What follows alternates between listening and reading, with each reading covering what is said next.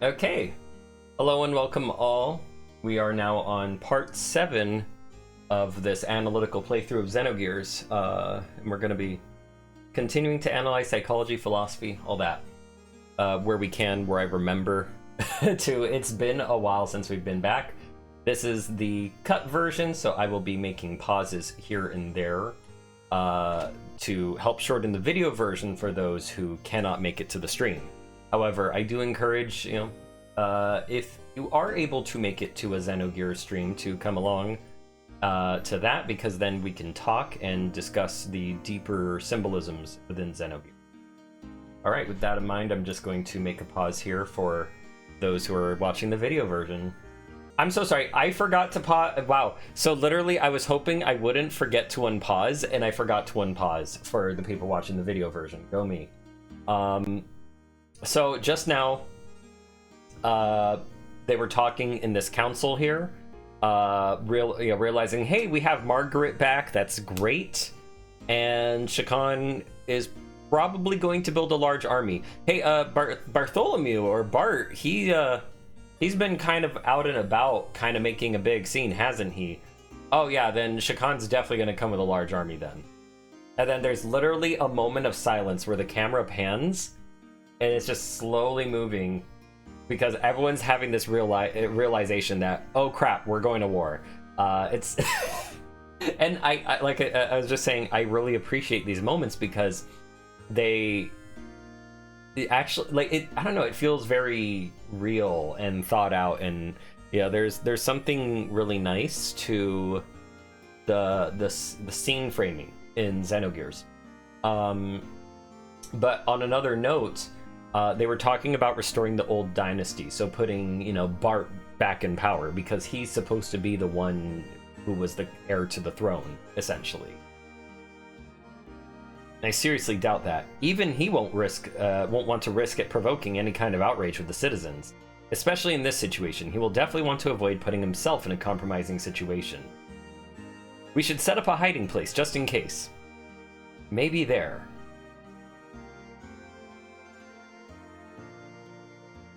Oh, we were listening from outside? Please, don't either of you talk about this in front of Margie.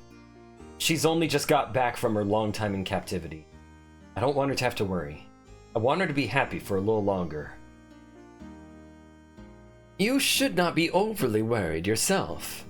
You have just got to think about what is the best for the future of this land. What is done is done. You only did what you believed was right. Put the past behind you. Huh?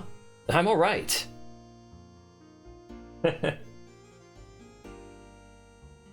All right, and then I don't think we got to talk too much at the NPCs yet, so we'll do that. So, kind of get their thoughts, because that's like one thing that's really cool.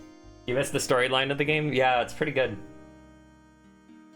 If it isn't my young lord, I hear you giving them quite the show this time. Shh, keep it down. My true identity is supposed to be a secret.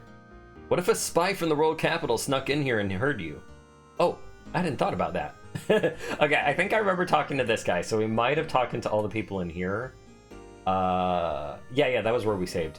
Here, I'm just gonna mute for a moment. I want to move my microphone to a more convenient position.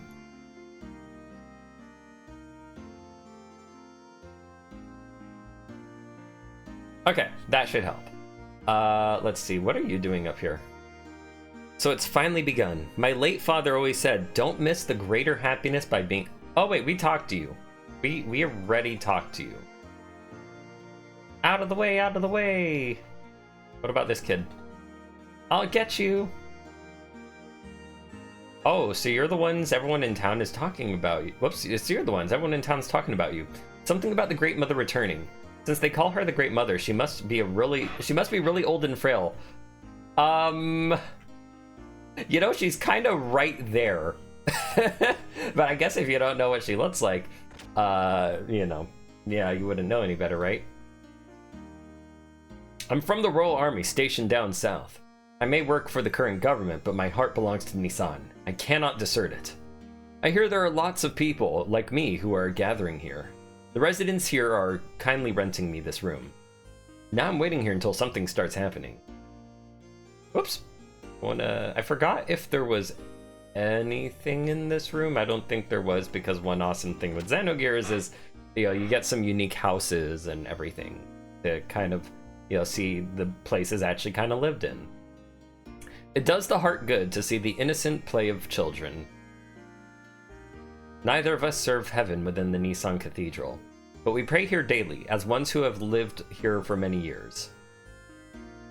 The town representatives have been in discussion at the assembly hall since this morning. Once again, basic NPC giving you this cool little camera cut, like, it's really awesome. I hear they're talking about a plan to deal with the troops from Aveh. Some of them think the return of Margie is a nuisance. Oof. I can understand why everyone is worried, but shouldn't we be counting our blessings that the Great Mother resides in Nissan? Yeah, we should be. She was in captivity this whole time, like, come on. Sorry, but please don't talk to me now. Yesterday morning's view from the lake. I'm remembering the sensation of that light. Too bad we can't just suddenly start painting since, you know, Faye's a painter as well. But we got some nice art in here. This is really cool. Oh, what about you? Actually, Nissan is a pretty popular place among artists. Part of the reason is, wait. Okay, I'm glad I didn't pause just yet. So, keep this in note.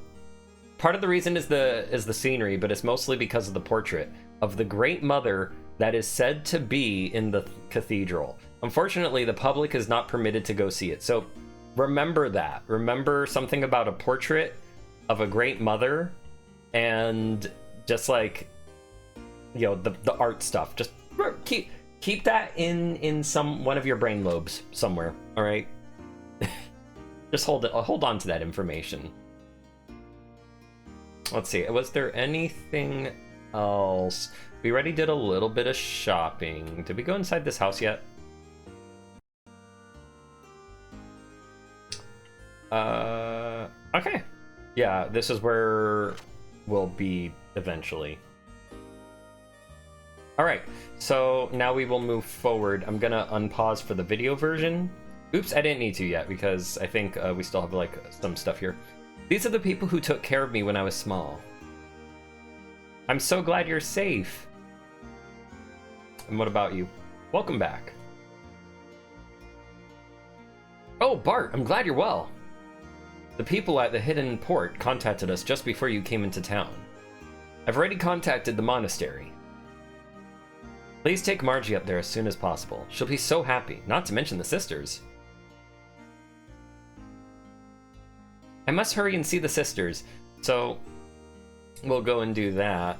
That way we're not just jumping around with my pausing and pausing. Okay. So there's some things to analyze here.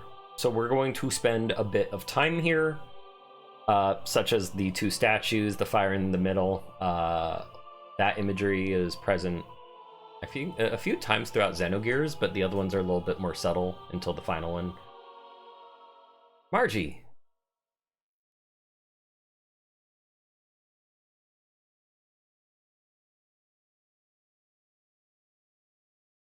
Margie. I'm back, everyone. Oh, Margie, we're so glad you're safe. Yes, it's all thanks to Bart and his men. We just received word. So, we were singing a hymn of praise and joy. We're so happy. Oh, what a relief. Welcome back, Margie. We had faith that you and your cousin Bart would one day return safely. We and your other friends have been waiting for you. Sister Agnes! Unfortunately, your mother and the Blessed Royal Mother... I know. Sister Agnes, I heard about it at the royal capital.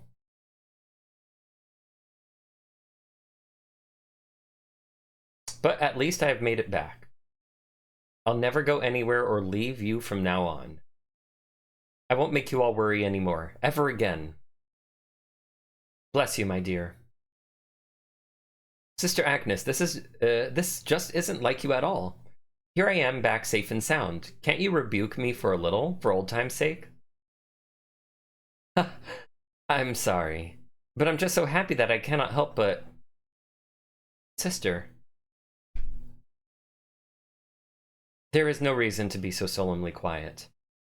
Well, everyone, to celebrate the return of our dear sister Margie, and to express our joy to heaven, let us finish singing our hymn.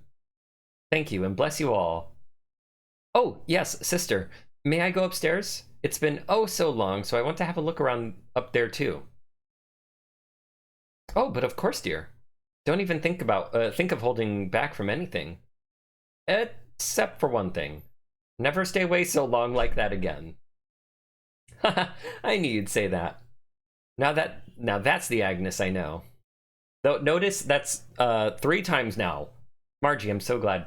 That's 3 times now where it's like, oh, but you know, the Holy Mother's back, but they're not all so happy. Like, it's not that they're not happy that she's not back, but they're just not happy that, you know, oh well, we got her back, but now what does that mean for us? But that's not the important element we're focused on here. There's something of greater importance here. Actually, there's a lot here that would also play later into the game. But it's been a while since the last time I was here. Something wrong, Margie? Nothing. It's just... I guess I got a little emotional. Anyhow, take it easy for a while. You've put up with enough, okay? If you're trying to make me cry, you'll fail. Oh, yes. I'll show Faye and Shitan around this, the cathedral. Follow me. Alright. What a strong girl she is. It's obvious that she really wants to just break down and cry. Yeah, you're right. That's just the way she's always been. For all her talk, she understands her position well. Maybe there are a few things I could learn from her too. Alright. So, there's a camera angle that we can get here before we go up. I could have sworn we had to... Well, actually, we're gonna get it anyway, but I was trying to figure out if it's possible to view it before that point. But no, I think we have to do this first, which is fine. This will give us a good enough camera angle. We go up to the gallery on the 2nd floor from here.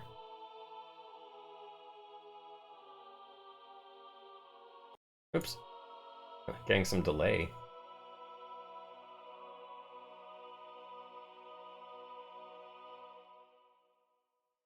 Oh, if I try to jump over her, she stops. She's like, no, I'm first. How dare you? Okay, so here we are. So it's like, okay, you know, there's like this nice stained glass, you know, coming, what was it, with light coming through and everything. But what I really want to give focus to is the 2 statues. How magnificent! If we ever got scolded for pranks as kids, Bart and I used to hide here. Hey, stop telling those old stories. It's embarrassing. But to me, Bart hasn't changed much since then. There's a Japanese-isms. where it's, you know, the Bart hasn't changed much. He hasn't changed much. You know, in Japanese, when translating, usually the subject, like, there's not a lot of what was it? Like the he/she statements are not always used. So it's typically like the person will use the name. It's, what was it? It's the difference between how English is a very it's a super contextual language, where Japanese is a low context language. What? You mean you'd think I'd still whoops, I'm still a kid? All right. So if we notice, what is it? Those 2 angels there. I think they even discuss it a bit. So let's get that part going. I like the view from here the best. And yeah, this will give us the best camera angle. So notice we have an angel with, or two humanoids with 1 angel wing and then the fire in between. So as you know, Gnosticism is a very huge thing in this game. And the idea of Gnosticism, or at least like the short version of it, is becoming whole. And oops, yes, this is breathtaking. Light from outside shining through the stained glass of a cathedral's front. What a brilliant piece of artistry this is. Did you notice the two great angels only have one wing each? According to the legend handed down in Nisan, God could have created humans perfectly, but then humans would not have helped each other. So that is what these great single-winged angels symbolizes. In order to fly, they are dependent on one another. But it's not just that. It's so that is the reason for it. The idea is, humans are in search of what makes them whole. In Gnosticism, we're trying to become our best self and our most whole self, where we don't feel empty, etc. So, the idea is that another person, having, finding love or even, whatnot is kind of what makes you whole. The flame, what was the flame standing for again? Oh no, wait. This is why we're doing this though, because we're learning at the same time as well. But what is it? Okay, no, so the fire is like the divine spark, essentially. And it's also like the thing that like reconnects the person with God, essentially.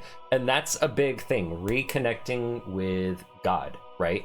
So there's something we're going to get into way later, once it comes up, but there's let's just say there's a character that sort of is trying to get this ideal, but the way they're going about it is kind of all wrong.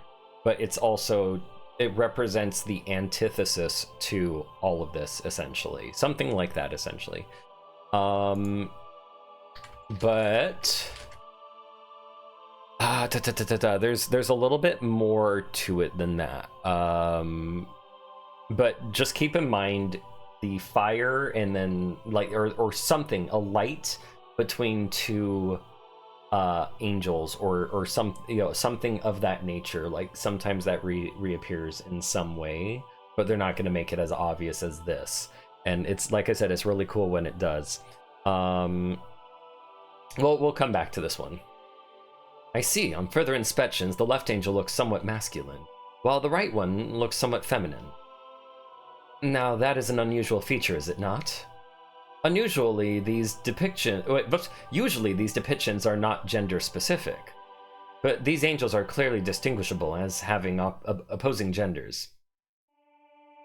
And the space between them is the path from where God events. Ah! Okay, so you said it right there.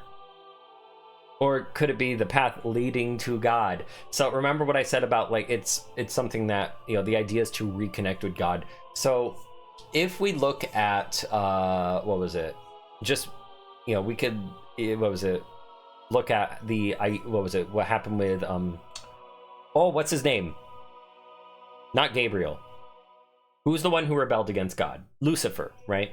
So if we bring in the whole, like, Lucifer was, and the angels he was with, they were banished from heaven, and then like they created, there was kind of the oh my god, what's up with my brain today? I'm sorry, but to break it down, basically, the main thing to get to this is like kind of the become as gods statement. Oh my gosh, there's a name for all this. Wait, what? I'm sorry. I will quickly. I'm gonna put a pause on the video version so we could get this all correct. Okay, so just to bring it back, I unpaused for the video version. So yeah, Satan is referred to as the accuser, and he's not, but he's more like kind of like a person of the court, similar to like a prosecutor, right? And he's not really indicated to be like a fallen angel or anything. If we're to take this passage, behold, the day of the Lord cometh, cruel both with wrath and fierce anger, to lay the land desolate. He shall destroy sinners thereof out of it. And then verse 10, for the stars of heaven and the constellations thereof shall not give their light. The sun shall be darkened in his going forth. The moon shall not cause her light to shine.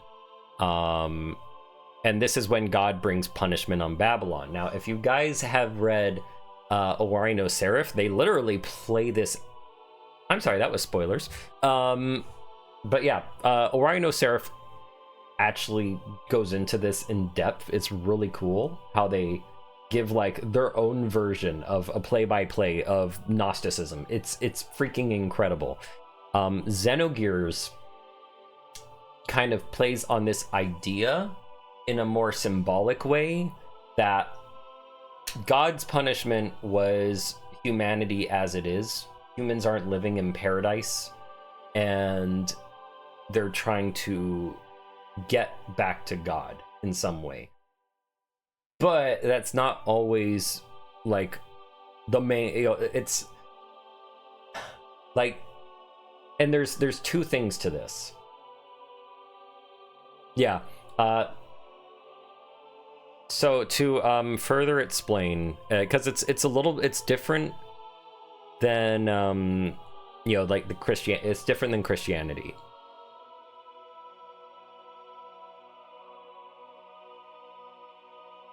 Like for Gnosticism, Satan did exist before, like, what was it? But he existed prior to Christianity, essentially, so that's why this might be like a little different.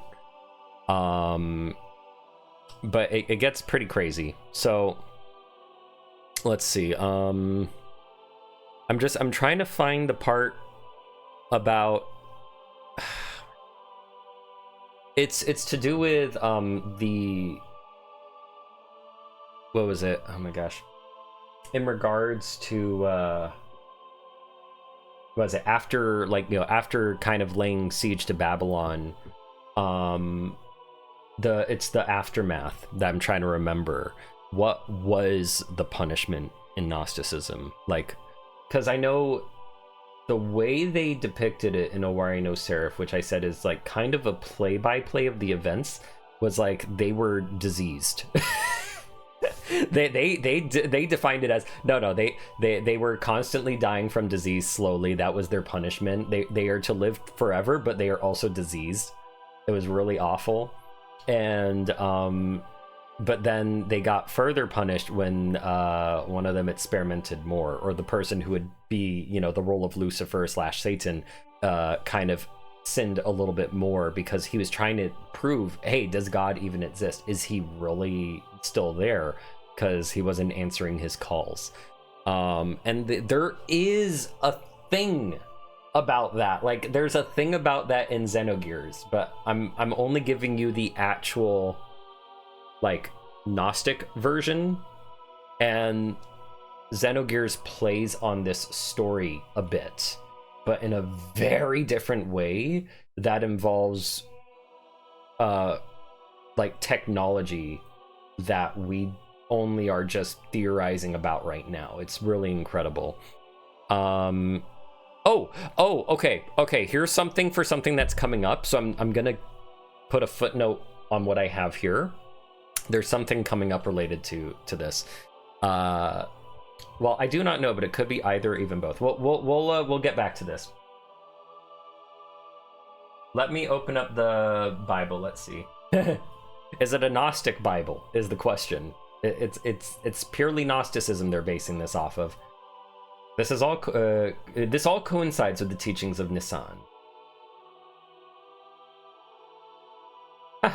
Why, Dr. Shitan Uzuki? You're an amusing fellow. Oh, excuse me. It is a habit of mine.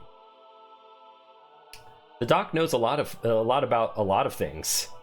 Sometimes I can't even understand what he's talking about. Oh, you think? Huh, forcing them to fly together? It'd be less bothersome if they could just fly on their own, don't you think, Faye?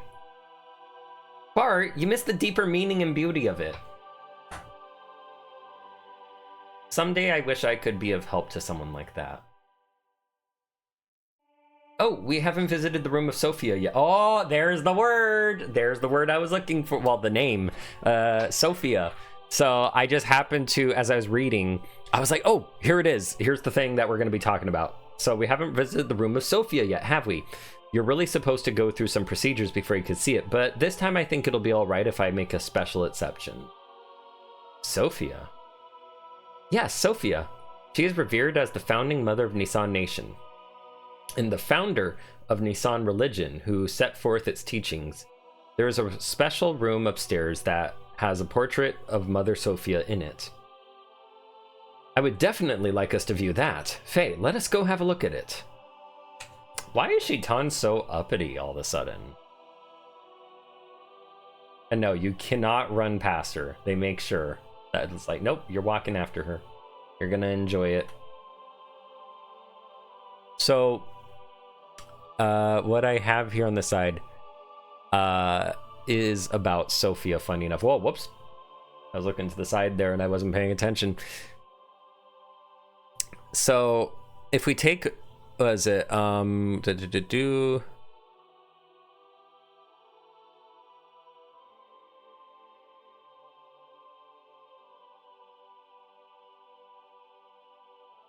Oh, yeah. Oh my gosh, this is so great. So,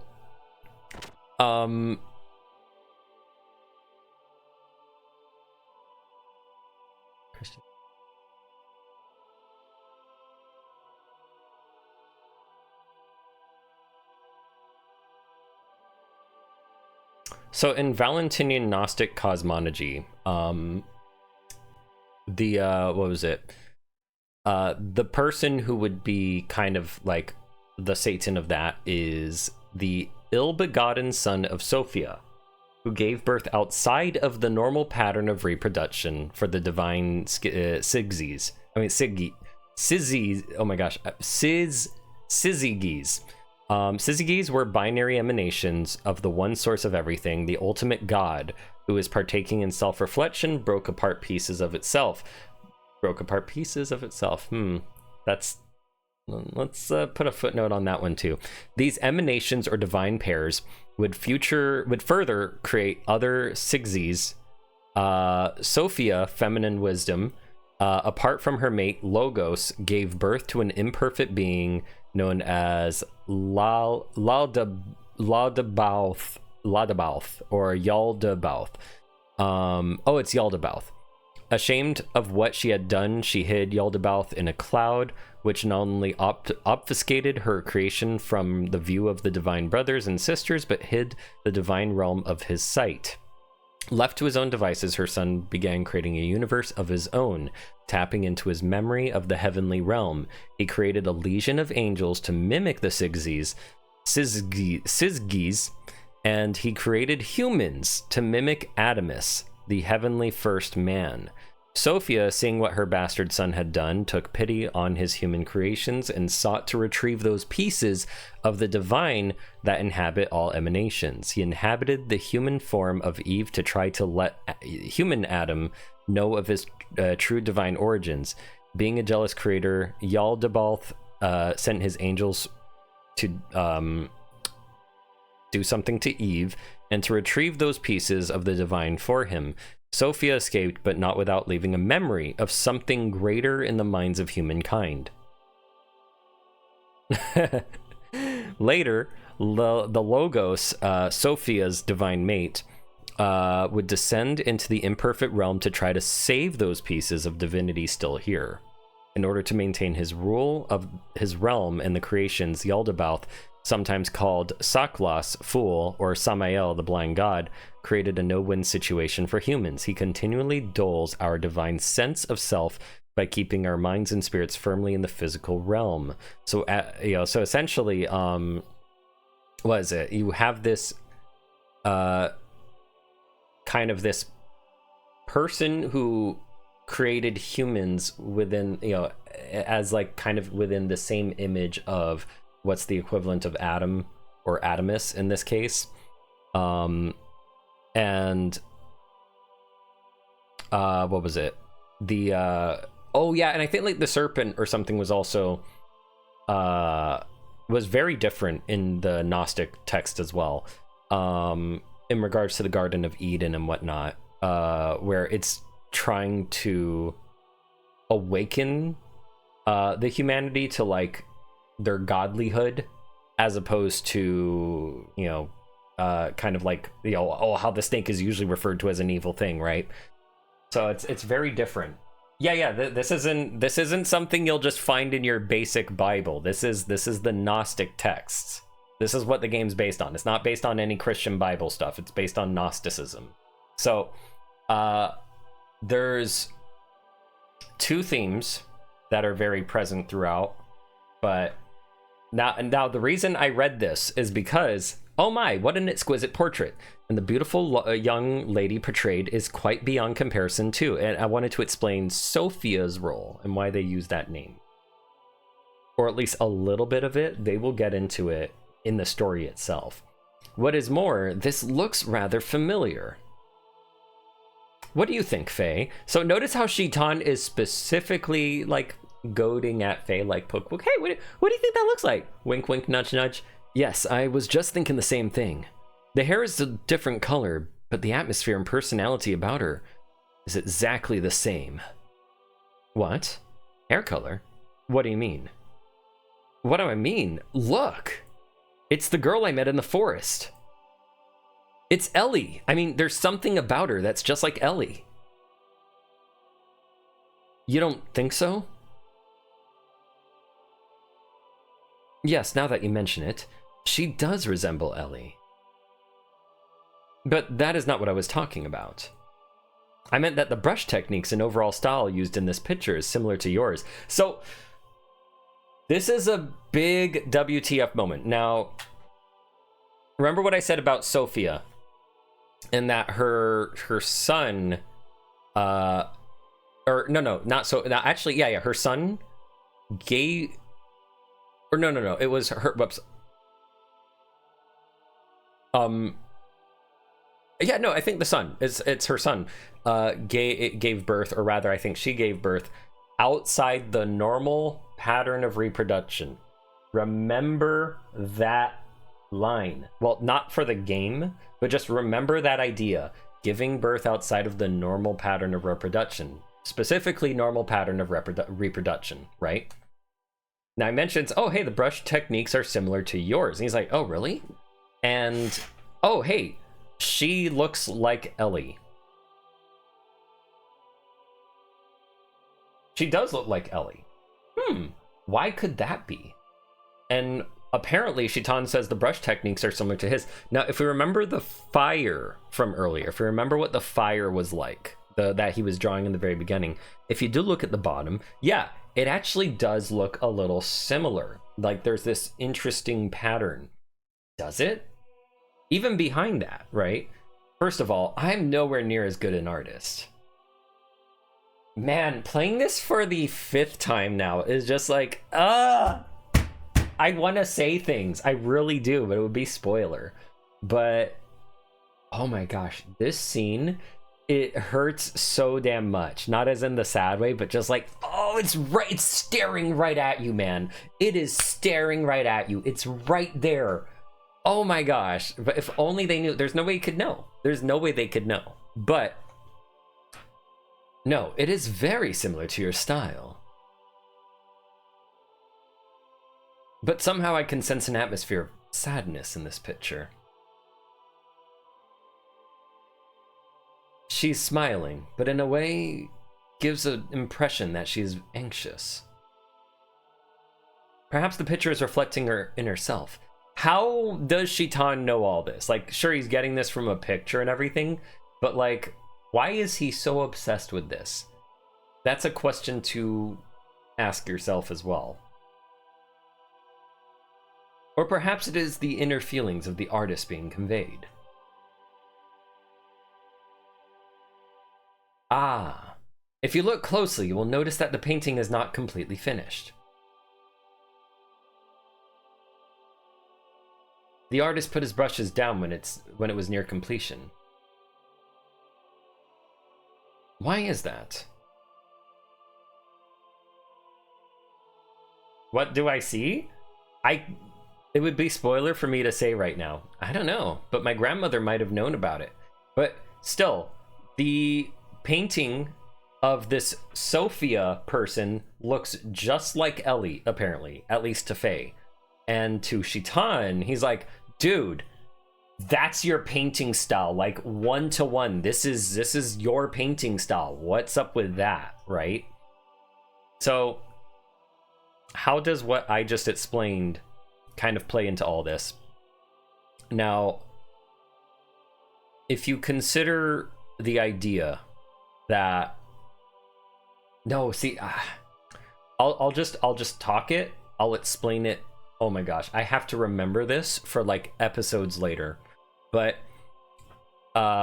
if this, kind of son of Sophia gave birth outside of the or reproduced outside of the normal pattern of reproduction and tried to make people in the image of what was prior, right? Then I'm trying to think of a way to say this without spoiling the big reveal. And it's not how this game actually puts it, but it's based on that. It's based on that. I know in the beginning of the game, actually, hell, I think the description of the video, I'm pretty sure actually has a little bit of a giveaway. No, it doesn't. Okay. So there's a certain 2 words that this is themed after. If you already know about it, you already know what's going on. But if you don't know about Friedrich Nietzsche, then you'll have no idea what's going on. Simple as that. And the reveal is oh so sweeter. Oh, what if we ask Agnes? She may know something.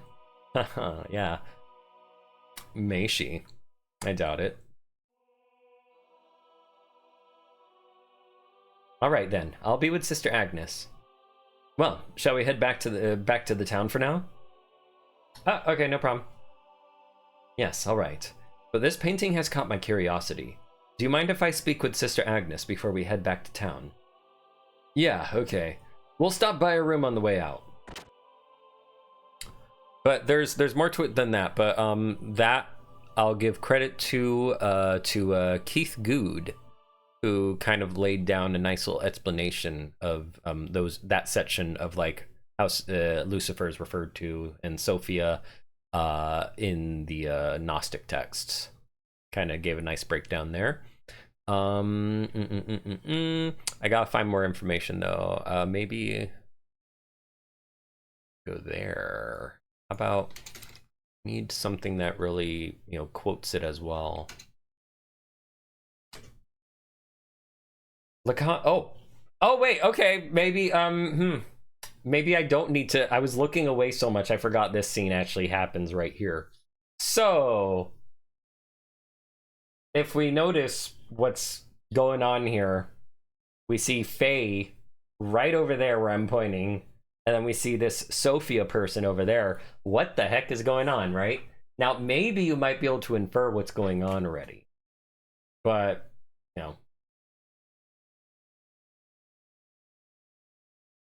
Huh. Is something wrong, Faye? You look like you're daydreaming. Huh? No, it's nothing. Actually, is Lacan a name that appears in there? It is. I knew it. That's right.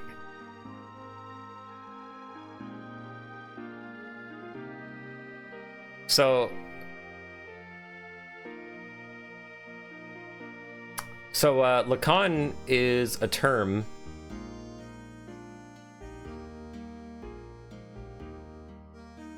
What is it? It's there's something called the Lacanian triad, or Lacan's triad. Oh yeah, that's right. Oh my gosh, that's right. This was in that discussion. Okay, Jacques Lacan. So now I don't know if this is why they chose the name, but sometimes devs that are really big on their symbolisms and all that stuff, they like to actually use the names of the philosophers or psychologists that actually talked about or they like to name their characters after them. So Lacan, He's was it? So there's this triad he has. Oh man, I need to read up on this again, but here's the short and simple version. This is on a Reddit. Is this? Wait, let me find another place. Let me find the Lacan triad because I literally just remembered that. Lacan triad. Because it's about the imaginary, the symbolic, and the real. And it's a very interesting thing, and I see how they're using this, but I'm trying to find the direct explanation of it to give to you guys, because it'll be a fun thing to incorporate to see how it was used for Xenogears.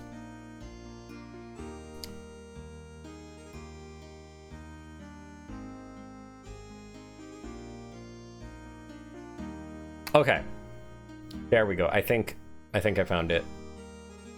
So there's this whole thing that you apparently could divide the psyche into three structures. There's the real, which it marks the state of nature from which we have been forever severed by our entrance into language.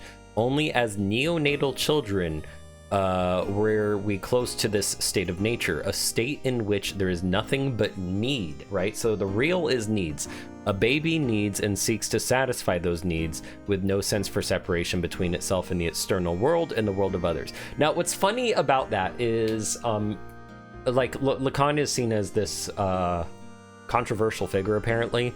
But there is, you know, like this, what was it? What he states, or not what he states, but what is understood here is actually a little bit true in terms of just, you know, like needing to satisfy needs. That was actually something discussed in my in the development psychology course for me. So I'm like, oh, okay, no, he was onto something. For this reason, Lacan sometimes represents this state of nature as a time of fullness and completeness that is subsequently lost through the entrance into language. Notice the use of fullness, completeness, right? And I was telling you guys about Gnosticism, the idea of becoming whole to reunite with God. The primordial animal need for copulation, for example, when animals are in heat, similarly corresponds to this state of nature. There is a need followed by a search for satisfaction. As far as humans are concerned, however, the real is impossible. As Lacan was fond of saying, it is impossible insofar as we cannot express it in language, because the very entrance into language marks our irrevocable separation from the real. Still, the real continues to exert its influence throughout our adult lives, since it is a rock against which all our fantasies and linguistic structures ultimately fail. And then the imaginary, or the illusory, however you want to put that, is it's the mirror stage, and marks the movement of the subject from primal need to what Lacan terms demand. As a connection to the mirror stage suggests, the imaginary is primarily narcissistic, even though it sets the stage for the fantasies of desire. Whereas needs can be fulfilled, demands are by definition unsatisfiable. In other words, we are already making the movement into a sort of lack that, for Lacan, defines as the human subject. Once a child begins to recognize that its body is separate from the world and its mother, it begins to feel anxiety, which is caused by a sense of something lost. The demand of the child then is to make the other part of itself, as it seemed to be the child's now lost state of nature, the neonatal months. The child's demand is therefore impossible to realize and functions ultimately as a reminder of loss and lack. You know, this is starting to sound familiar. I think we actually talked about this in child development psychology. This is sounding really familiar for some reason. Or it's just that certain psychologies have inspired from it. What's funny about this also is this kind of plays... I wouldn't be surprised if this Wait, let me look up something. Because this actually... You want to know why this sounds familiar? Because you know who was very popular? Ah, that's why. Okay, there it is. I forgot. I literally just remembered. It's related to Sigmund Freud almost. So Lacan is the reason he's controversial is because he's the most controversial psychoanalyst since Freud.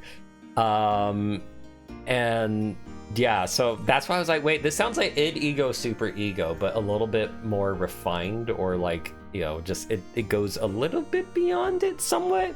So it's funny that they named, or they used the name Lacan there, right? The imaginary symbolic is about the language and narrative. Once the child enters into language and it sets the rules and dictates the society, that's referring to superego. It was id, ego, superego. Ego's the negotiator, right? Or was it the father? Oh my gosh, wow. You know, it's been so long that I'm like, now I'm just forgetting everything.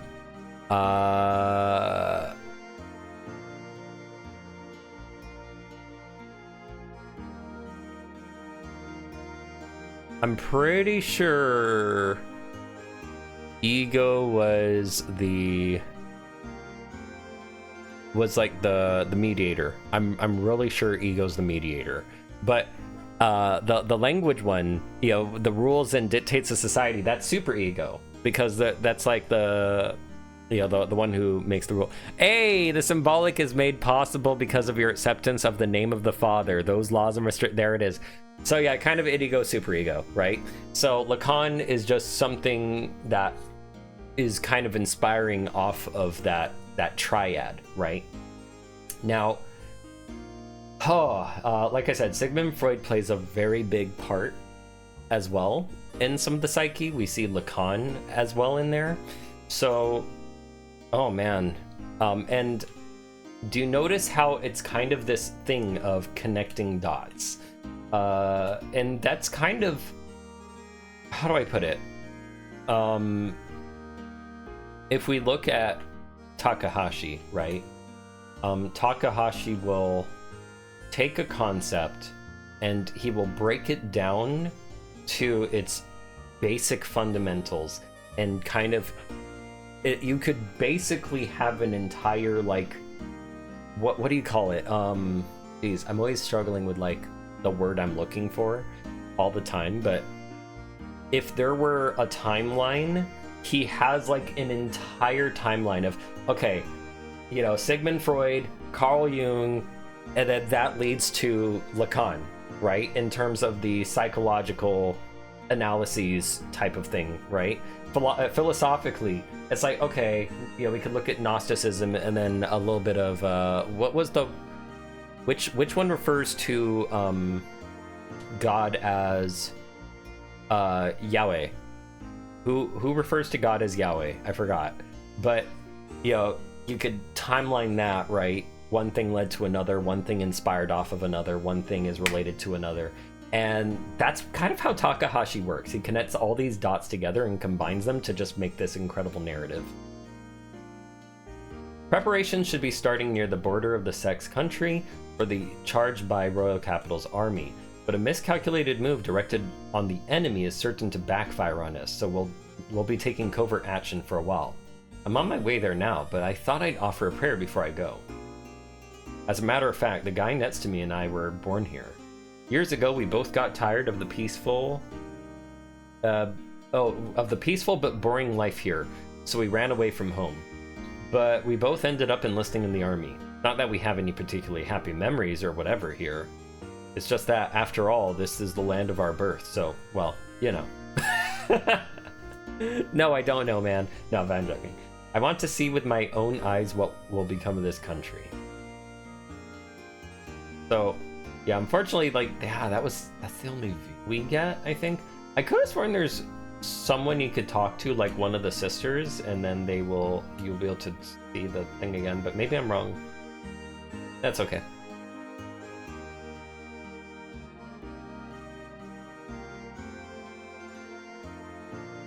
Oh, so yeah, I'm so sorry that like it took a while to cover that, but that's kind of the point of all this. It's not to was it? We're here to discuss Xenogears. We're not going to be talking a lot of, we're not going to be doing a lot of gameplay. It's going to be all about discussing all these themes in the story, and then eventually bringing them all together when they're relevant. Because, like I said, I cannot just simply talk about any of this without, what is it called? Like, I cannot just simply bring up, oh, hey, here's blah, blah, blah, because that would kind of destroy the lead up to it. There's still a lot of people who have not played Xenogears. Oh, wait, yo, is that gold nugget for selling? Let me see something. Now, I might go out of my way. I don't think I'll be able to make enough money to get an ether doubler. Yeah, okay, that's for selling. I was making sure, but if I can get an ether doubler, I could make the rest of the game an absolute joke. I'm not joking. Ether doubler is an instant kill, like, it will let you instant kill most bosses in the game. But it's gonna be hard to get that. So what I'm gonna do here is I'm gonna make a little save, and I just don't see it feasible grinding for money. Or it might be something I'll have to get later.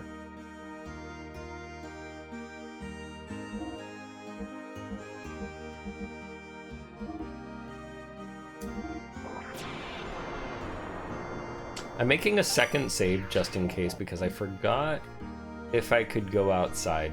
We should also, so just to make my life easier so we could get to story things sooner.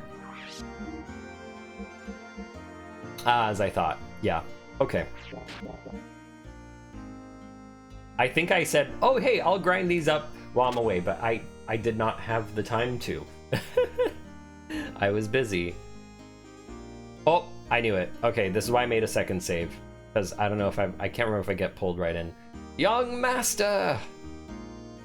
Bye! Okay, now we can walk past him. I just want to get a general idea of how much money we get from battling outside here.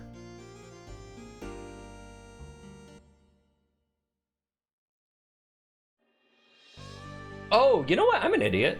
I should have my Xenogears Perfect Works open. I should have that open. Hey, so, you know, while I'm grinding on the side, I was reading, there was something I could read from the Xenogears Perfect Works. And in there's interviews with the players after they played the game. And there's one here that caught my attention that I'd like to read to you guys. So, not really spoiler at all. I'm sure many people know about Disc 2 anyway, but regardless, so here's how it goes. Such a lot of information already. They didn't want to bog gamers down so that the associations and contests would be disrupted. I was not alone. At the end of Disc 2, I felt let down after the length and scope of the first disc. And often thought, if only they hadn't cut that. I guess it's okay they cut it. It wouldn't have shown much anyway. Because of so many details, it's almost overwhelming, I thought. But to cut into the overall story left me aghast. After this, I thought I'd try to understand the story. Jacques Lacan's philosophy of the mirror stage and Jung's philosophies were both key, and I went to play this again, uncovering even more. And this wasn't the first or second time, while reading and understanding directly with my mouth hanging open. So, do you see why I had to talk about Lacan for a second there, or Jacques Lacan's philosophy, philosophy? I covered the triad, but you know what? I forgot to also cover the philosophy of the mirror stage, so I'm gonna have that open. And we'll get into it more. Oh, yes. The mirror stage. I'll at least tell you what the definition, or what this is. It's based on the belief that infants recognize themselves in a mirror, literal or other symbolic contraption which induces a perception, or a perception. So we'll it's basically the child's identification with their own image, their ideal ego. I'm not gonna go in more into that, or their ideal I. A stage that occurs anywhere from 6 to 18 months.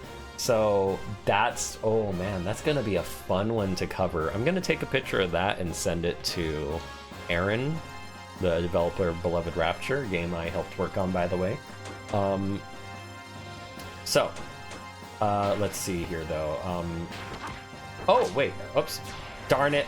I thought for a moment I had unlocked the death blow for Faye. Why did I think that? Of course I didn't. So there's still more. There are still more things, but that one was like the most fascinating to me because it actually brought up like, hey, they're aware of this philosophy that actually helps their understanding.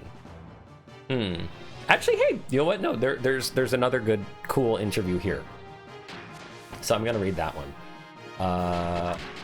Well then, what about Xenogears?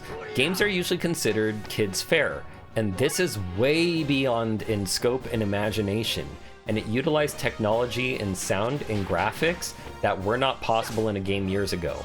It will probably have quite the impact on players. Many will ask, why did Xenogears have to be in a game format? What are the players doing with a controller for 10 hours?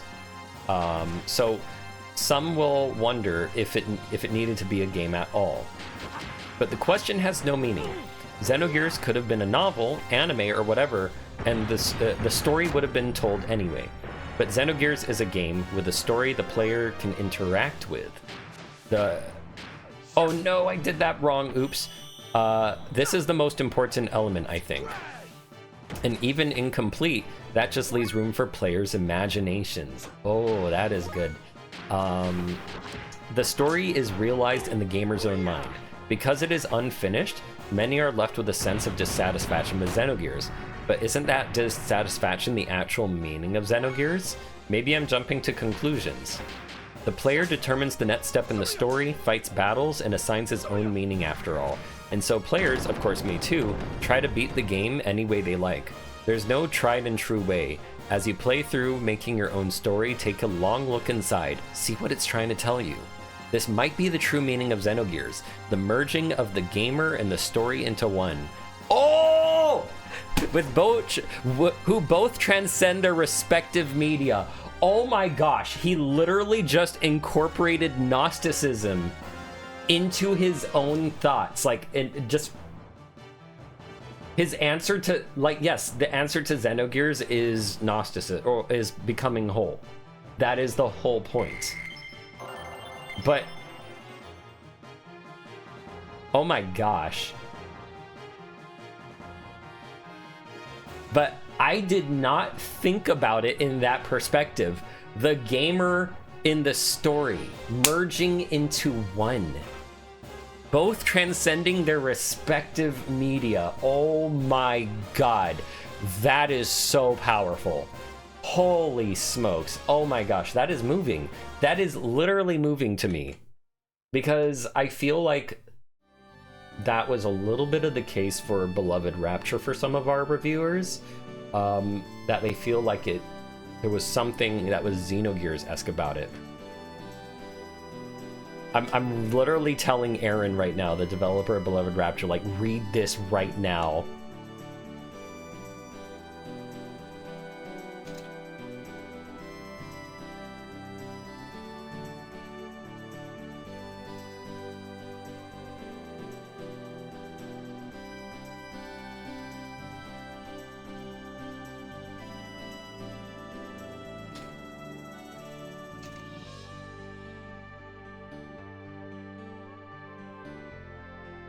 Okay, there we go. So, like, I just literally telling him, like, that is the whole point of Xenogears, like, becoming whole and transcending. Like, playing it is to transcend, you know, media. It's to transcend beyond the game and gain meaning for yourself. Oh, wait, I swear I was in the desert. How did we get here? How the heck did we get here? Anyway, I think... Is there any more?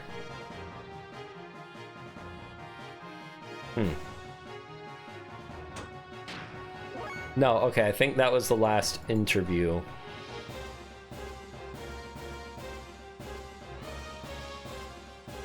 Yeah, that was the last interview. Alright. Alright, we're back. So we managed to learn the 4th death blows for Faye and Bart. And I decided to switch to the Perfect Works build mod. which improves some of the characters, nerfs certain characters so that they won't be too overpowered, and makes some nice quality of life changes like fast text, as well as gives a better translation. The people of Nisan were generous enough to allow us to rent this house, so there will be no need to seek lodgings at the inn for a while. Also, Master Sigurd wishes a word with you regarding Annette's move, if he may. That's actually the same, though, what I just read. Alright, so where is Sig? The good Master Sigurd is waiting for you inside. Okay, thanks, Mason. Actually, I hope I incorporated the text change. I'm pretty sure I did, though. Whenever I come here, it always calms my heart. Wrong voice. Anyway, young master, I want to work out with what our plans from here on are. All right, but before we do that, there's something I want to ask you. Me? Yeah.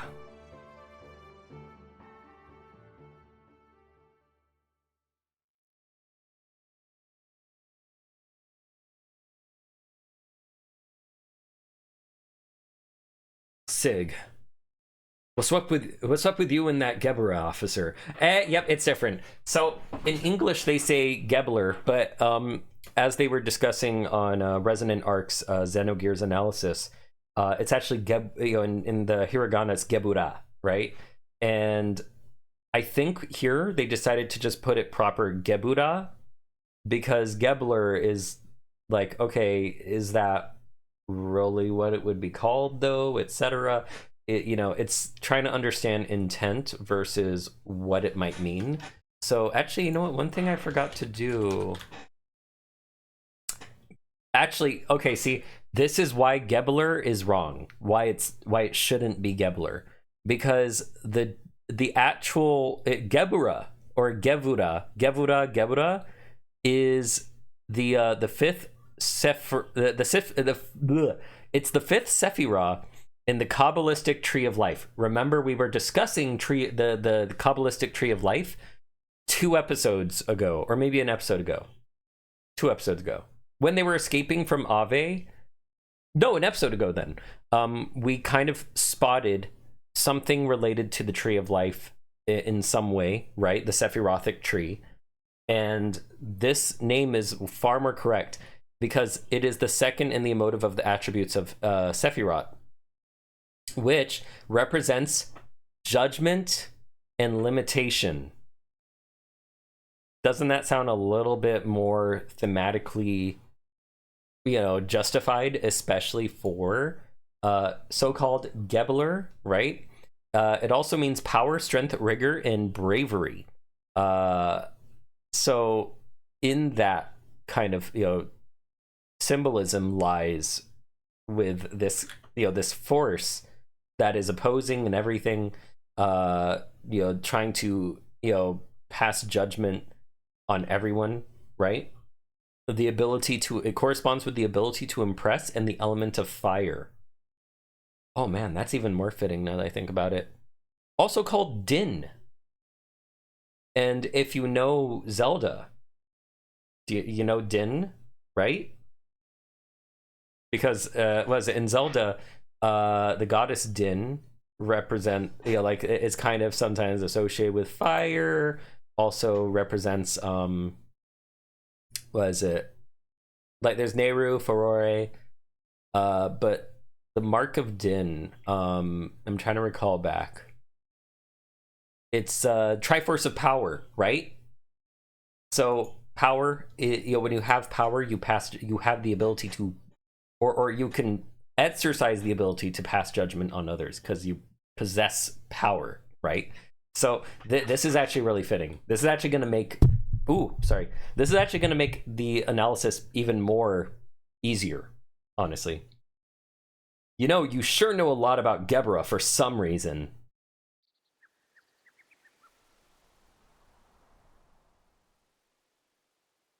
Geburah in Hebrew denotes strength, might, or power. Yeah, look at that. Which is, it's also known as Din. All right, I'll tell you.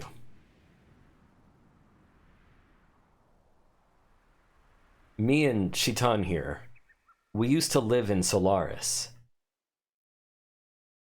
Solaris? You mean where Geburah's from? So, now it's been revealed. Shitan is not an earth-dwelling lamb. He lived in Solaris, the same place where Elheim comes from. So now everything's starting to make sense. This is why Shitan knows so much, right? He knows more than an earth-dwelling lamb. That's right.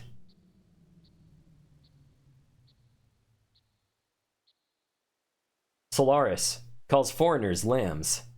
They're imported through kidnapping and then used as manual labor. Now, if you remember, back in the town of Aveh, there was a certain individual, a certain NPC that said, oh yeah, there's like a spaceship or something, or some UFO that's been abducting people, and they just go missing, not to be heard from ever again. What do you think that is? Basically, it's slavery. Slavery. So, once again, were you slaves to that son of a... But yeah, so once again, him asking the questions, it's not that he's an idiot. No, it's known as Izuchi.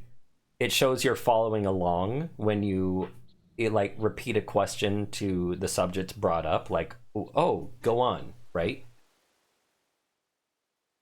Well, not exactly. We worked for the Solaris government for a short while, but we learned to dislike their methods and escape the first chance we had.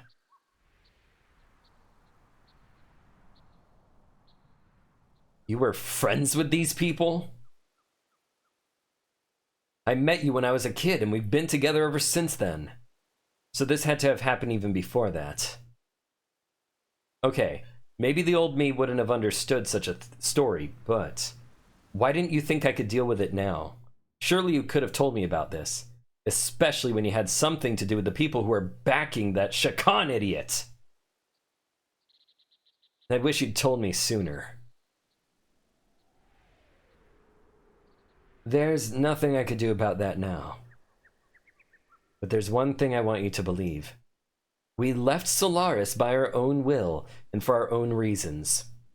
Now they've appeared before us. We can't just sit back and do nothing. If need be, I will give my life to stop them.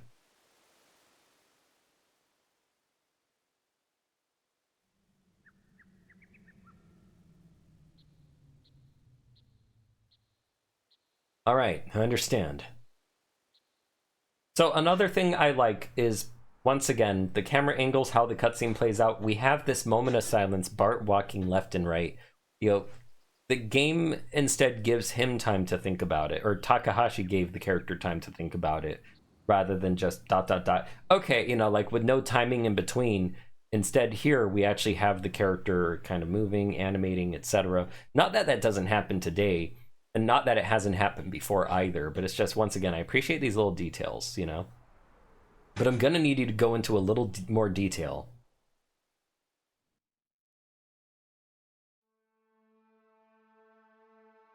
So now we're playing as Bart, which is kind of interesting in terms of just asking questions.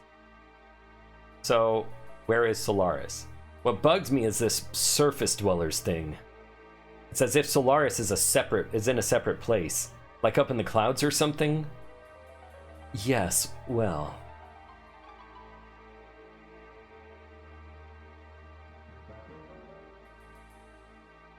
Etamananki, the capital of Solaris Empire, is located in the skies above. Okay, Etamananki, which is Ziggurat of Babel. It was a... sorry, Ziggurat of Babel or Tower of Babel? Or Babel. Etamananki was a ziggurat dedicated to the Mesopotamian god Marduk in the ancient city of Babylon. It now only exists in ruins. So there you go, use of all these things again. So what is its purpose though? What is its meaning? Why use that, right? Well, let's look into that.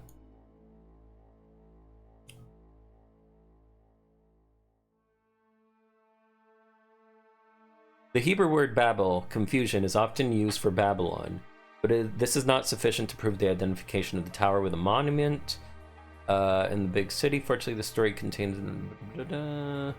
Etamananki is the... Well, okay, yeah, that's great, but... let me look up the... So, it is the house of the foundation of heaven on earth. Oh my... That is so fitting. Oh my gosh. Heaven on earth. And knowing who is behind all this... Oh man, that is too fitting. That is scary fitting. Oh my gosh. Okay, so I can't reveal too much to you guys, but what I can tell you though, let me read up here.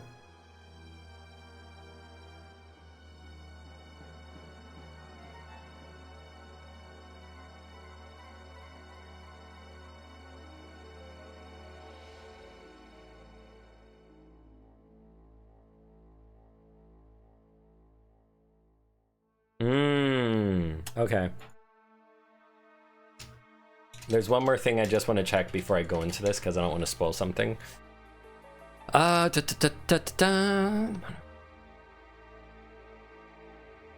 I mean, this one might be more simpler, but basically it was not built just once. It was built kind of like, how do I put it?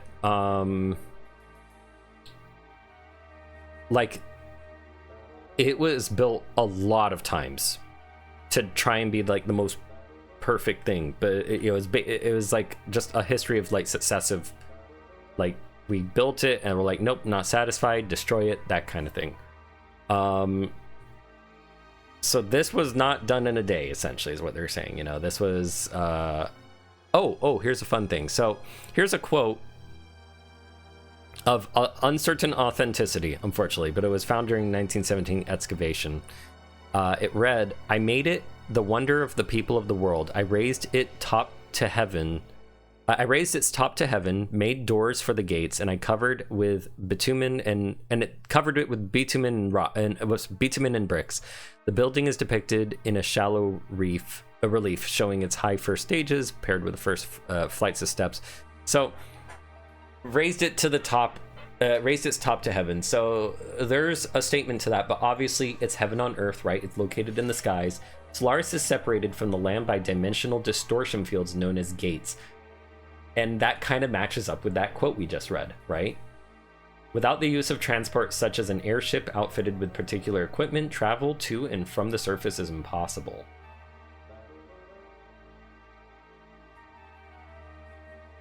To return to Aveh, I stowed away on a routine shuttle bound for the surface.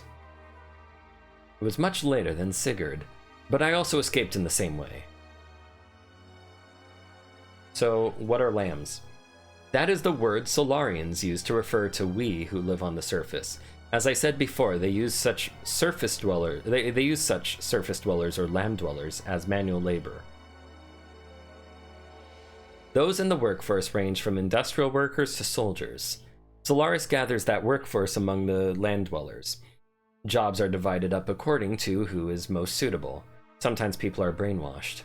Brainwashed? When you, young master, were still an infant, I was used as a test subject. It was probably something they valued inside of me. You too, Doc? No. I was born in Solaris's lower city levels. While I do not fit the mold, strictly speaking, I am more or less a Solarian. The thing is, you still need people to run a country. No matter how scientifically advanced you are, you have no support without people. Oh my gosh. Wait. Sorry. What was it? I need to type that quote for certain reasons to Aaron. He's gonna like this one.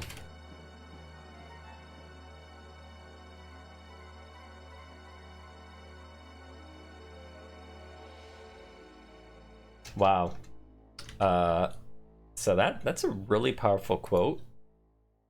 for reasons I'm not gonna say. That's not to do with Xenogears, but to do with something else for me. I like that one. Pure Solarians are rare. Their total would not even be a quarter of Av's population. So they're using Av instead of Aveh, just to make that very clear. So it wasn't meant to be Aveh, it was meant to be called Av, which actually, speaking of, this one would be a harder one to find due to the spelling. Because, you know, people think audio video today.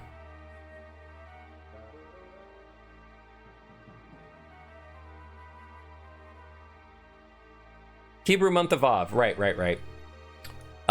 So the astrological sign of the month of Av is connected with a lion and represents the month of enormous potential and, yes, great tragedy. Just as healing and redemption follow the fires of destruction, similarly in our lives, our challenges are divine gifts helping us to move forward. So enormous potential and great tragedy. Oh my gosh. Does that not relate with Bart and his tragedy? His father was killed, right? And he lost his right to the throne because Shakan took it over. Yet it represents this enormous potential that that these guys that are on the land at least are trying to get their hands on.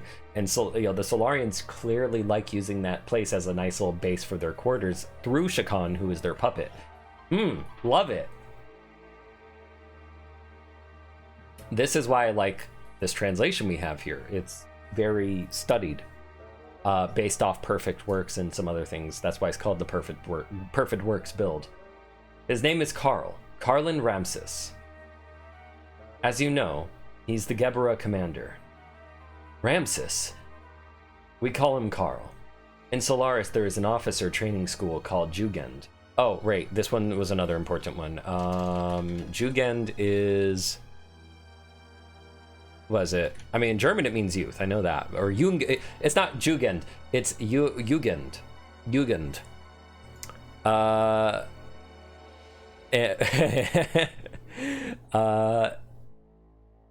But or Jugend, you know. But while it represents youth, using it here is interesting.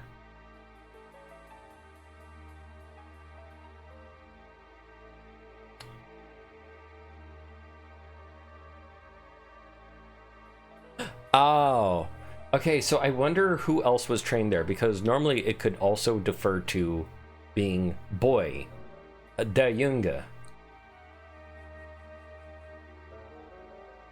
Energy, enthusiasm, power. I like the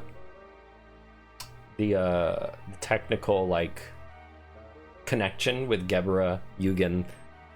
And even though, like, one's Hebrew, right? And then this word's German, once again, Takahashi is all about connecting these little dots, right? He became the commander after leaving there. Like me, he is from the lower levels. However, with his amazing abilities, after graduating, he rose through the ranks with unparalleled speed. That man had a singular vision, and he gathered those of like mind in order to realize that vision.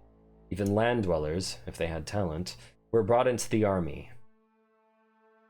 So you two were picked by Ramses. No, we were not picked by him. We aligned ourselves with him. At that time, we agreed with him. Back then, Ramses was our hope. He had high ideals and wanted to change the system of Solaris. To we test subjects and lower-level citizens, he was truly all that we had wished for. A benefactor. Yes, even I, a test subject, was changed by his ideals. So why did you leave? So why is it that you wanted to flee from Solaris?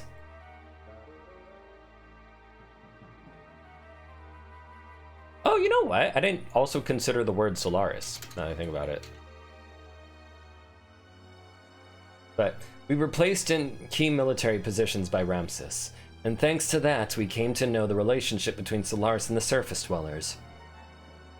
The lambs, right? They weren't just using us for slave labor. They also selected some of us, like me, to be used as subjects in experiments to refine their drugs. Drugs that change people's personalities to make them more aggressive and to draw out their latent abilities. They were using us as human guinea pigs. Human guinea pigs? Experimenting on humans! Yes. For example, Drive. That drug and all others like it are used now. That are used now are byproducts of human experimentation. However, the role of such experimental subjects was not limited to just that.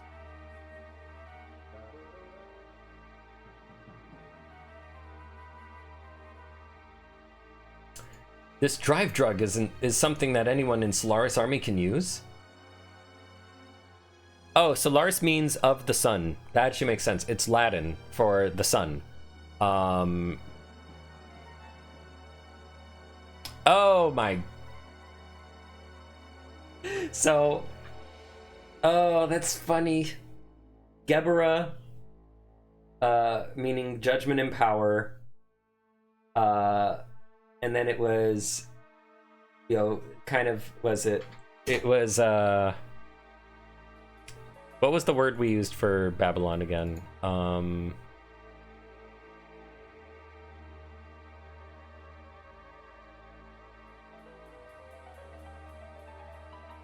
no, where did that, where did my search go? But I just realized, so they're in the sun, they're the heaven on earth. Do you see what it's doing? Oh, Etamananki and Solaris in the sun, you know, the sun, right? They believe they are the sun. They see themselves as gods to the lambs, right? They see themselves as the shepherd. Cute. At least anyone in the Gebler forces who is sent to the surface. You're worried about her, huh? So, do you see what they're doing here, though? Like, what Takahashi's doing. Like, he doesn't... These are just names, right? These are just words. But if you look up their meanings and their history and everything, you start realizing how he's using this to kind of convey what the intentions of the villains are without actually getting to that point yet until it gets there. But you could instantly infer, like, okay, I see what they're doing. I saw some in her room. No! Anyway, using slaves as guinea pigs. How low are these guys? Damn! I think I get most of it. Old Mason, go reserve the town hall for us. We'll finish talking there. I'm going outside to get some air.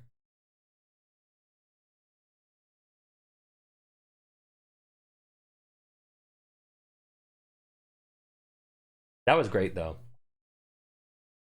Should have been honest with him sooner. It is best not to worry about it. You did all you could at the time. The young one will understand. I am sure the young master would never have dreamed of such a tale. I guess you already knew. Well, now that you ask, yes, I did. However, when Sigurd was telling his story, I thought it would be best to remain quiet. Please try to help the young master come to terms with all that he has just heard. Yeah, it kind of is, you know, disheartening that, like, oh wow, this horse, you know, living in the air.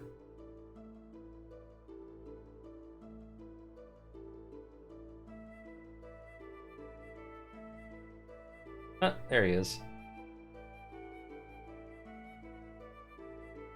Na na na na na na na na na. I had no idea Sig had such a past. Are you still suspicious of Sigurd? Well, I mean, it was just so sudden. I kind of expected to hear something different. Like that they were rivals since childhood or something. But that's nothing compared to the story you just told us, is it?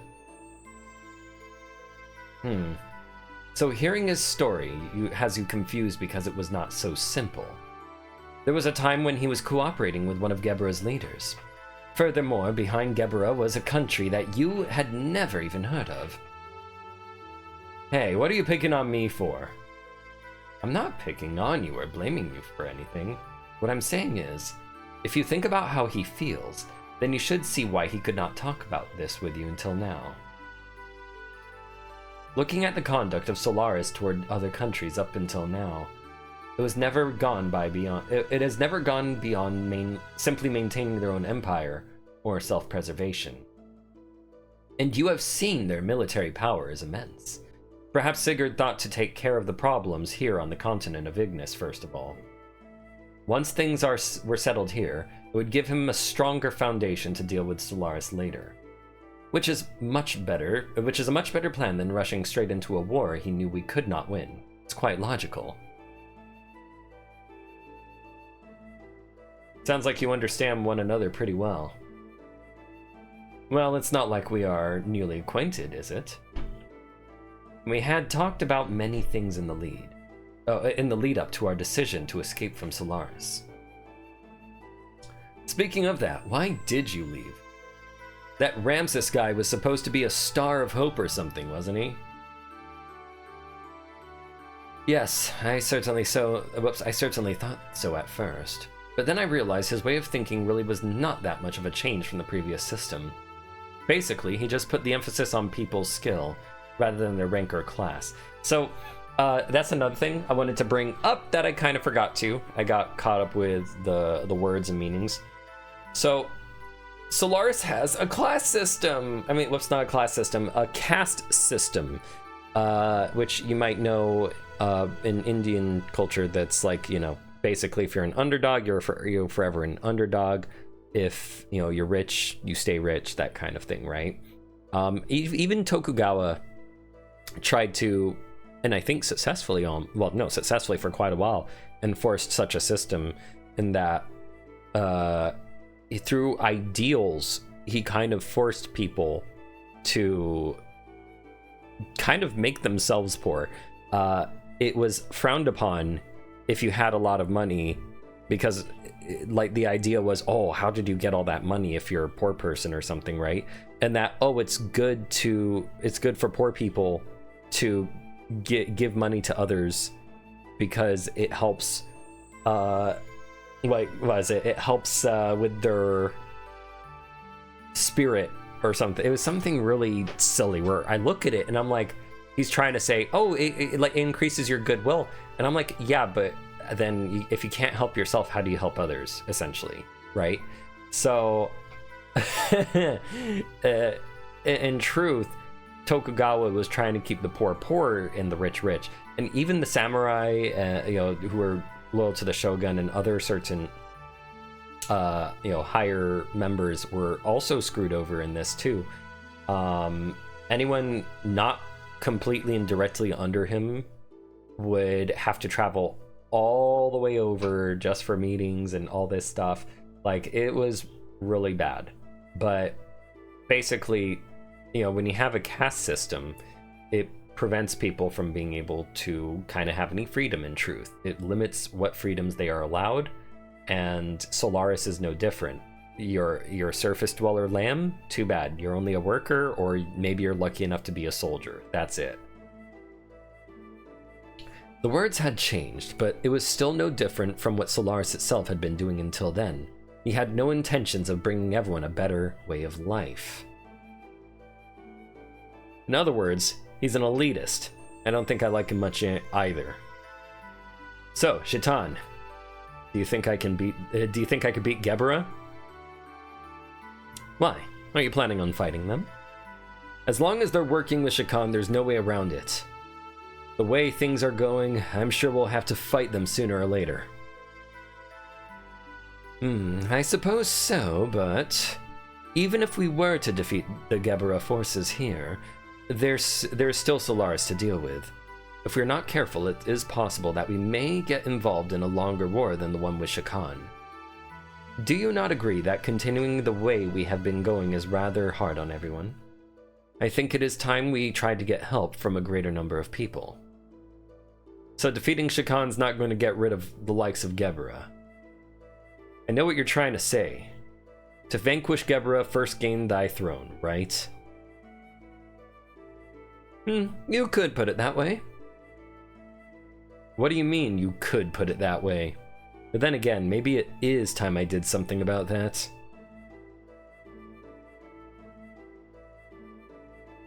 Whew, I need a drink of water.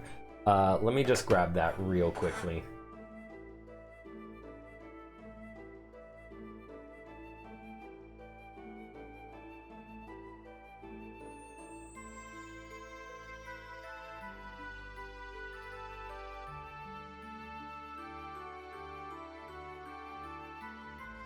Alright, sorry.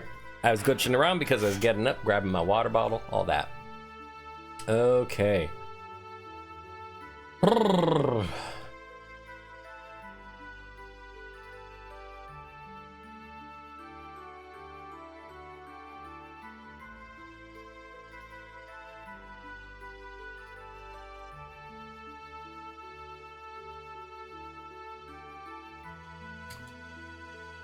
Okay.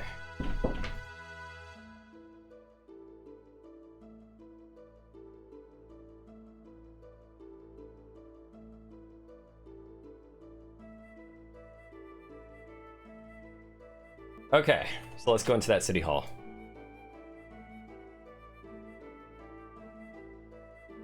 I went to the tool shop to borrow a table. The owner said, if you need anything for the young master, just ask for it. I'm grateful. When I was a kid, I borrowed stuff from there and got in big trouble. Borrowed? What did you take? A toy boat. I think that's what it was. Put fireworks in it and let it float to the cathedral's lake. Always used to play Navy. But I'm not sure. Oops. I'm not sure, but I think I pretended the lake was the open sea. And I was the fleet commander. Anyway, forget those old stories. We should get started.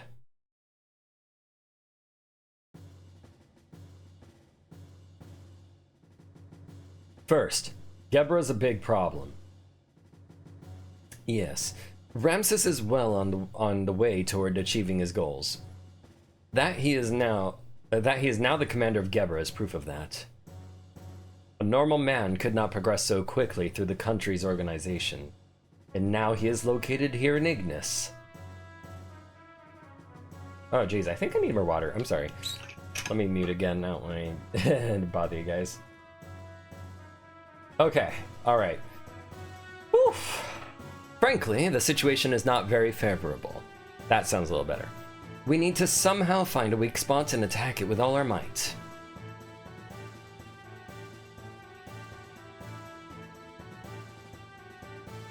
First, let's just concentrate on Shakan.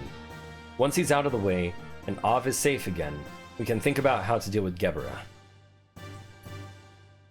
With our present strength, we should be able to hold off the Royal Guard's forces. The problem is how we deal with Geburah in the meantime. They will most likely move at Shakan's request. They're not just going to sit by and watch quietly. May I have a look there, please?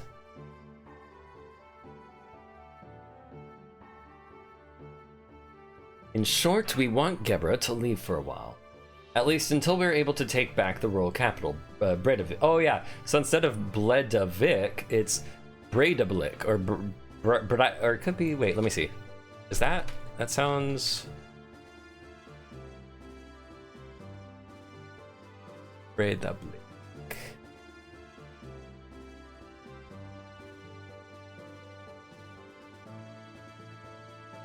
So it could be Bredablik or Bredablik is a home in the god of Balder in Nordic mythology. Aha. So Norse mythology, interesting. The palace of god Balder, like Baldur,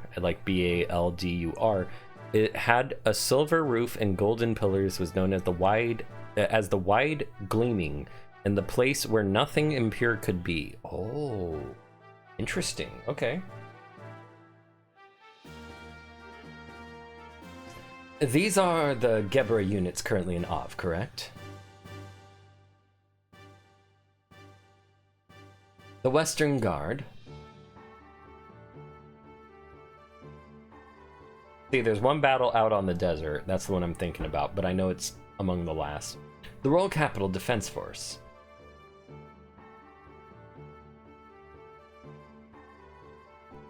And units along the front line at the border with Kislev.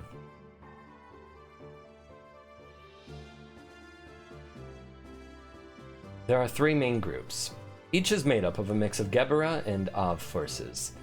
Only 2 of these are very large. The Royal Capital's defense units and the Kislev border unit. The Western Guard along Nisan's border is little more than a surveillance team.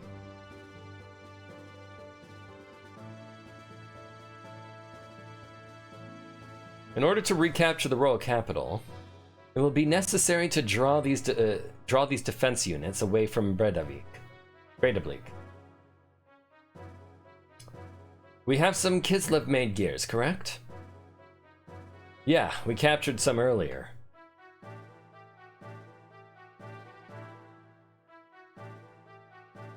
What if we use those gears to make a raid on the Western Guard, here at the border with Nisan? Actually, Nisan, what about that? It is the 7th month in the civil and 1st of the religious year, usually coinciding with March and April. Nisan is the Babylonian and Hebrew calendars in the month of barley ripening in the 1st month of spring. Oh, that's beautiful. Wow. I see. We'll draw out the central forces by making it look like Kislev is invading Aveh.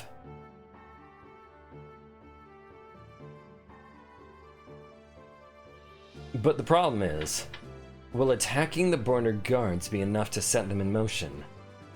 To be sure, then, Nisan will just have to appear to align with Kislev. If they see it that way, they will certainly make a move. You're saying that you intend to use Nisan as bait? Doc? Chakhan is very sensitive to Nisan and Kislev's actions. If Nisan starts moving, he will probably leave it up to Gebler, but... Of course, doing this would not be our first choice. But looking at the situation, we have to be willing to go that far.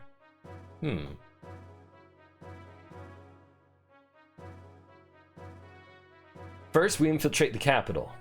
To take out Chakhan, we will have to meet up with the agents already in the city. We are forgetting one thing. The frontline unit along Kislev's border.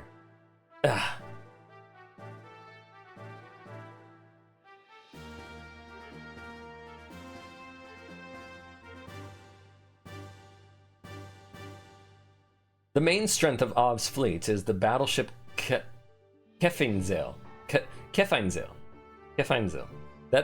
That sounds German. Wait, let me do that one too. Kefeinzel.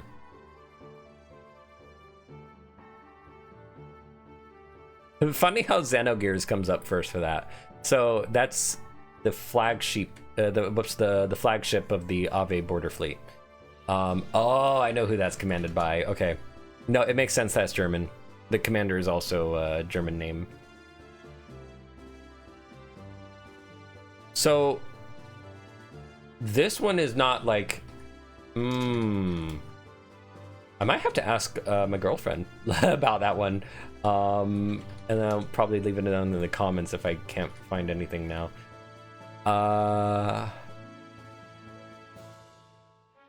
I'm gonna have to ask her what the heck that means, because that just comes up as gibberish. Yeah, that's really weird. Like, I would have assumed it meant something, but... I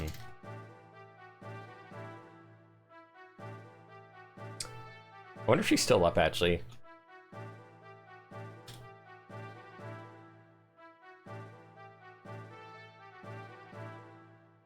Yeah, I'm not... I got nothing for this one. And I'll, like I said, I'll leave it down in the comments or description if there is some meaning behind that she might be aware to, but I don't know. It's been in service since the reign of the last king. Because of its firepower, the whole unit is nicknamed the Invincible Fleet. I wonder if that's somehow related. I recall yesterday's intelligence report said that the ship is near the border.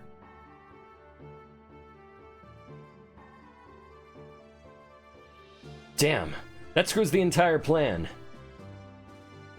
Do not be disheartened. I simply wanted you to see the current distribution of force in the area. Even in the worst case that they do come, it will not be such a great problem. What do you mean?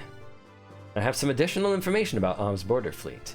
The former Av Supreme Commander was transferred there. Not really transferred, more like demoted. His name is Vandercom. So Vandercom is a reoccurring name in the entire Xeno series, not just Xenosaga, but also Xenoblade. So Vandercom is kind of this last name that keeps appearing as well.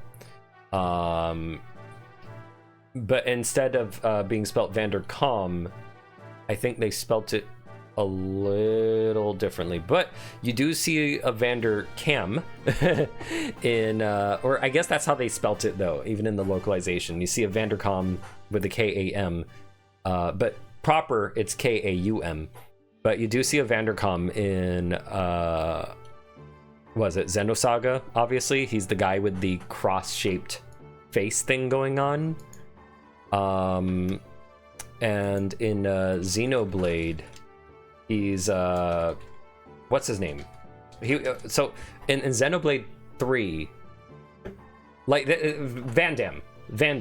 That's what I was thinking about. So Van Damme is what became the name eventually in Xenoblade. I think what was it? It was Xenoblade 1 that had a military commander person, and then the next military commander person that wasn't so rage driven all the time, like that was the last of it, was Xenoblade X. The main commander person that you talk to, he's a Van Damme. And then the Xenoblade 2, I can't remember if there was one there, maybe there was. I still have to play through more of that, but Xenoblade 3 also has a Van Damme, which is a very important like family name in there, in fact. So yeah, just know that this is our reoccurring Sid.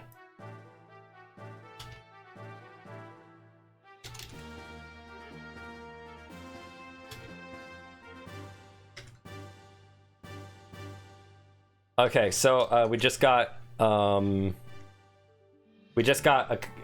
answer from someone who is German first language.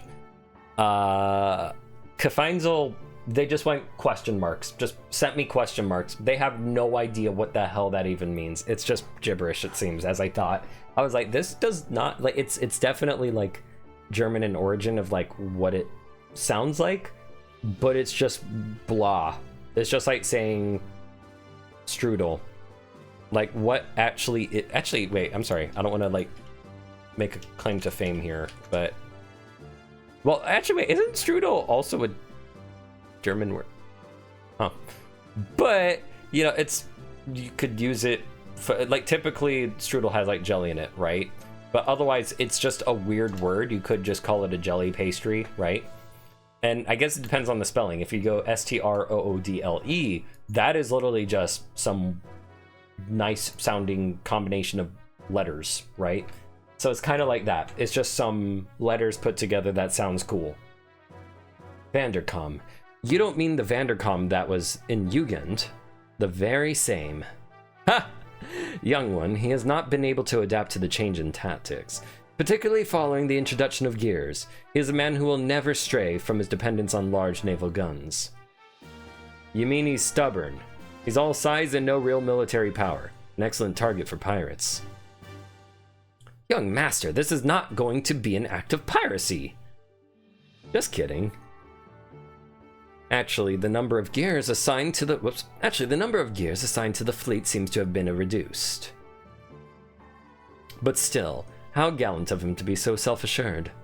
Is he that much of a musclehead? It'll be fun taunting him.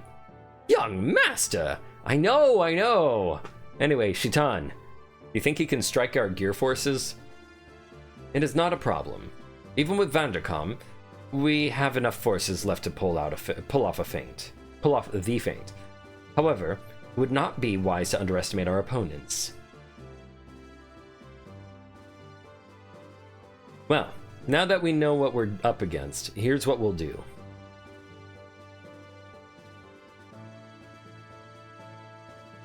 Apart from the main unit heading for Breidablik, we must keep the fleet at the Kislev border from returning to the capital.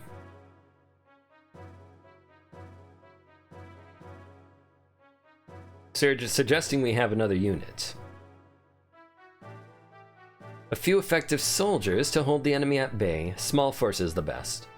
A small force? What if Faye leads the group of gears there? Leads a group. Whoops.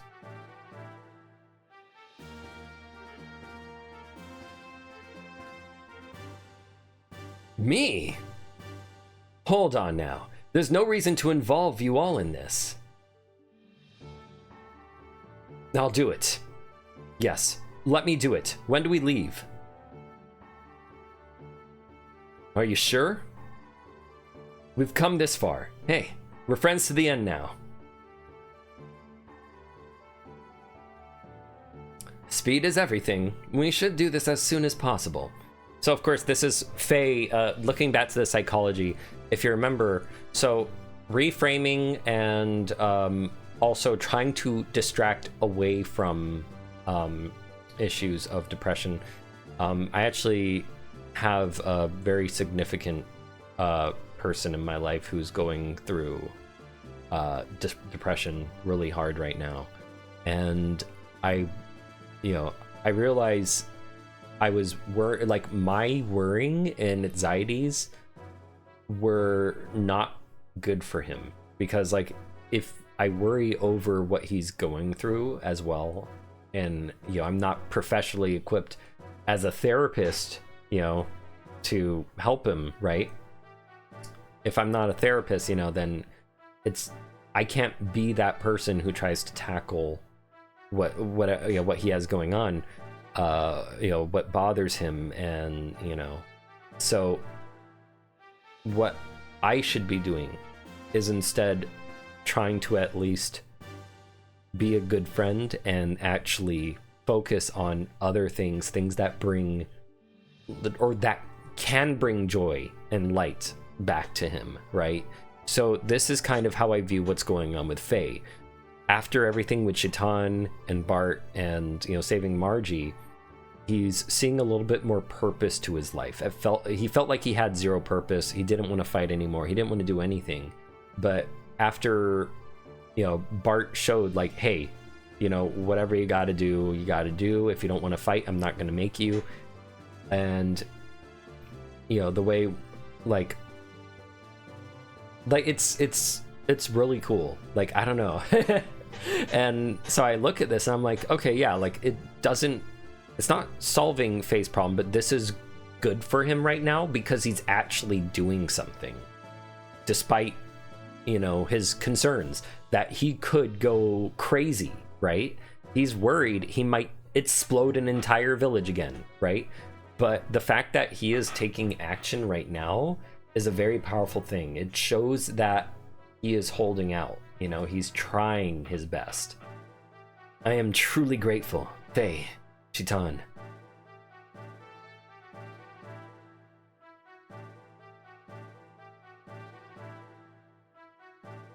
Yeah. Yeah! I think that's how it's probably intended. There's no way we can lose.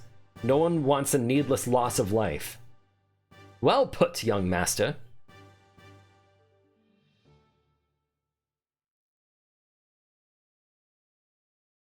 But yeah, I don't think we'll have a chance to customize within the ship in safety. I think we'll only get to customize. There's a gear shop that does come up in the middle of where we'll be going through.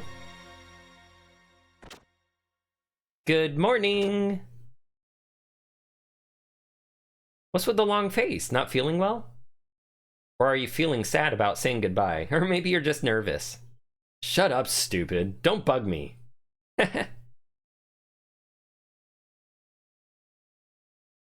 Well, it's almost time. Yeah, yeah. Is everyone ready to go? I'll be waiting here, so let me know when you're through preparing. Oh, okay, I do have a chance. Okay, so this is a good time for me to also stop as well. Or not? There's a new wind blowing today. Oh, okay, or not. Never mind.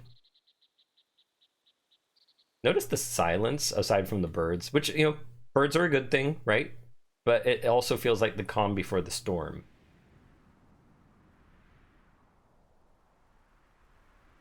Wow, no music here too. Damn. So usually I just went straight into things. But oh, let me guess. So we cannot, yeah. So we can only prepare midway into this. Meaning, like, we'll be going through, there'll be some battles, and there'll be a dude we could talk to customize specifically phase gear, but that's the one that's going to matter right now anyway. We're not even really trying to do anything with phase gear. We're actually instead trying to worry more about selling so we can see how early we can get the ether doubler. Of course, now we're on the perfect works build of the game, so that's going to change a lot. But regardless, I hope you all enjoyed. I know, like I said, this is a very analytical playthrough. We're going to be stopping on story beats, not so much on gameplay, to actually discuss a lot of the cool, like, allegories and, you know, symbolisms, etc. Because it's awesome. But let's make a save and end the stream there, and the video as well. I'll try to go back into the video quickly right after I finish this to edit out some of the combat. I mean, I didn't go over 2 hours, but hey, you know, if I can shorten up a whatever section for you guys, you know, I'll try to do that. So hopefully you enjoyed. I hope you all have a good day. Thanks for anyone who came by and checked in, and have a good day.